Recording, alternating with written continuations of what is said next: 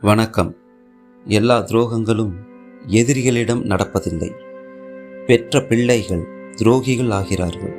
சில நேரங்களில் ஒரே வீட்டிற்குள் சிலர், அதாவது சுகாதாரத்துறையில் நல ஆசிரியராக பணிபுரியும் 57 வயதான மூத்த மகன் மற்றும் மகள் எங்கேயோ இருந்து கொண்டு எப்போதாவது உறவினர்களைப் போல் பெற்றோரின் வீட்டிற்கு வந்து தன் தந்தையிடம் மட்டும் அன்பாக இருப்பது போல் நடித்து பாசாங்கு செய்து கொண்டிருந்தார்கள்.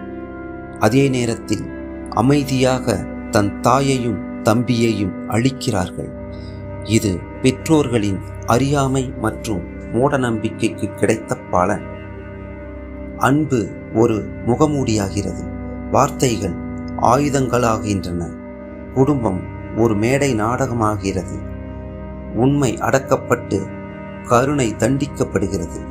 இதற்கு சம்பந்தப்பட்ட அனைத்து அரசு அலுவலகங்களிலும் புகார் கொடுத்து எந்த பதிலும் இல்லை.